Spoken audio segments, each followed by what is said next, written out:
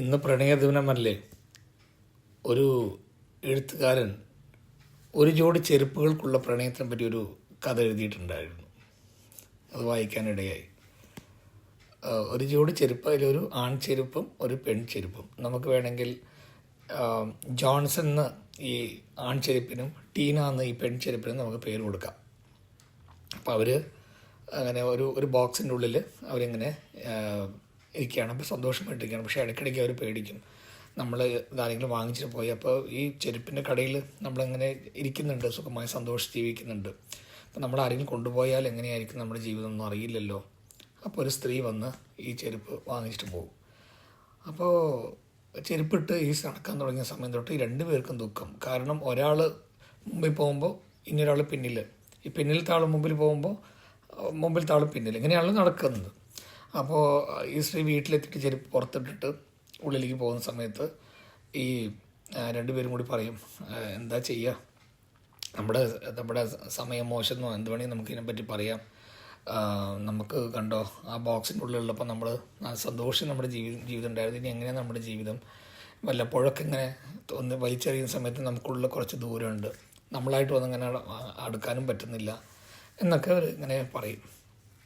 കുറച്ച് ദിവസം കഴിയുമ്പോൾ ഇവർ പറയും, നടക്കുന്ന സമയത്ത് നമ്മൾ ഒന്നിച്ചിരിക്കാനായിട്ട് നമുക്ക് ട്രൈ ചെയ്യാമല്ലോ.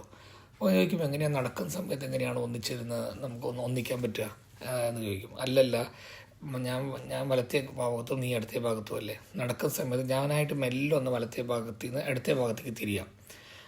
അപ്പോൾ ചില നിമിഷങ്ങളെങ്കിലും നമുക്ക് ഒന്നിച്ച് നടക്കുന്ന സമയത്ത് നമുക്ക് ഒന്നിച്ച് ഒന്ന് അടുത്ത് ഒന്നിച്ച് നമുക്ക് നടക്കാമല്ലോ, സംസാരിക്കാമല്ലോ എന്നൊക്കെ അവർ പറയും. അപ്പോൾ ഇങ്ങനെ ഈ വലത്തേ ഭാഗത്തുള്ള ആൾ ഇടത്തേ ഭാഗത്ത് ചെരുപ്പിനെ തിരിയും. അപ്പോൾ ഈ സ്ത്രീ നാച്ചുറലി വീഴുമല്ലോ, താഴെ വീഴുന്നിട്ട് വീഴില്ല, താഴെ വീണ പോലെ ആകും. ഉടനെ ഡോക്ടറെ അടുത്ത് പോയിട്ട് എന്താണെന്നറിയില്ല, അങ്ങനെ എനിക്ക് സ്കിഡാകുന്നുണ്ട്, കാല് വേദനിക്കുന്നുണ്ട്. അപ്പോൾ എപ്പോഴും പോലെ ഡോക്ടർ ഒരു 30,000 രൂപ സ്കാനിനൊക്കെ എഴുതി കൊടുക്കും. അത് കഴിഞ്ഞ് എന്താ പറയുക, അത് ശരിയാകുന്നില്ല. അപ്പോൾ അവർ പറഞ്ഞു, ഓക്കെ, ഇനി നമ്മളൊരു സ്കാനിങ്ങിനൊക്കെ കൊണ്ടുപോയിട്ട് ഇനി നമ്മളെങ്ങാനും ഈ ചെരുപ്പ് വേണ്ടാന്ന് പറഞ്ഞാലോ. അപ്പോൾ പറയും, വലത്തേ ഭാഗത്തുള്ള ചെരുപ്പ് പറയും, ഞാൻ ഇനി മാറ്റി നോക്കാമെന്ന്. അപ്പോഴും ഇതേപോലെ ആ സ്ത്രീക്ക് സ്കിഡാകുന്നു, വീണ പോലെ ആകുന്നു, ഡോക്ടർക്ക് പോകുന്നു. എപ്പോഴും പോലെ ഡോക്ടർ ഇനിയൊരു 30,000 ചിലവ് ചെയ്യുന്നു. ഇങ്ങനെ ആയിട്ട് ഈ ചെരുപ്പ് ഇനി ഉപയോഗിക്കണ്ട, ഇത് ഉപയോഗിക്കുന്നതുകൊണ്ടല്ലേ നമുക്ക് ഇങ്ങനെ കാലുവേനയൊക്കെ വരുന്നത്, 60,000 ചിലവ് എന്ന് പറഞ്ഞിട്ട് ഈ സ്ത്രീ ആ ചെരുപ്പ് പുറത്ത് വയ്ക്കും. അപ്പോൾ അവിടെ ജോലിക്ക് പറഞ്ഞ സ്ത്രീ ഈ സ്ത്രീ ഉപയോഗിക്കുന്നില്ലല്ലോ, നമുക്ക് ഉപയോഗിച്ചാൽ എന്താന്ന് പറഞ്ഞിട്ട് കുറച്ച് തടിയുള്ള ജോലി ചെയ്യുന്ന ഒരു പാവപ്പെട്ട സ്ത്രീ, ആ സ്ത്രീ കഠിനമായിട്ട് അധ്വാനം ചെയ്യുന്നൊരു സ്ത്രീയാണ്. അപ്പോൾ അവർ വീട്ടിലേക്കുള്ള വഴികളൊക്കെ മുള്ളും കല്ലും എല്ലാം നിറഞ്ഞൊരു വീടാണ്.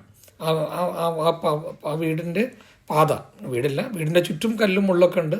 അവർ പോകുന്ന പാതയും ആ വഴിയൊക്കെ കല്ലും മുള്ളൊക്കെ ഉള്ളതാണ്. അപ്പോൾ ഈ ചെരുപ്പൊക്കെ അങ്ങോട്ട് രണ്ടും അവശ്യ നിലയായില്ല. അപ്പോഴാണ് ഈ ചെരുപ്പിന് മനസ്സിലാകുന്നത്, ഇങ്ങനെയൊക്കെ പാവപ്പെട്ടവരുമുണ്ട്, ഒരു ഭാരവും ഇവർ ചുമക്കുന്നുണ്ട്. അപ്പോൾ നമുക്ക് അധികാരമൊന്നും നമുക്ക് ദീർഘമായിട്ട് നമുക്ക് ഇനി ആയുസ് ഉണ്ടാകില്ല എന്നൊക്കെ അവർ വിചാരിച്ചു. അപ്പോൾ നോക്കിയപ്പോൾ ഒരു ചെരുപ്പ്, വലത്തേ കാലിലെ ചെരുപ്പ് വല്ലാതെ ക്ഷീണിച്ചിരിക്കുന്നു, ഇടത്തേ കാലിലെ ചെരുപ്പ് അത്ര ക്ഷീണിച്ചിട്ടില്ല. ഏതായാലും ഈ സ്ത്രീ ഈ ചെരുപ്പിന് വേണ്ടാന്ന് പറഞ്ഞിട്ട് ആ ജോലി ചെയ്യുന്ന സ്ത്രീ ഈ ചെരുപ്പിനെ എടുത്ത് കളയാണ്.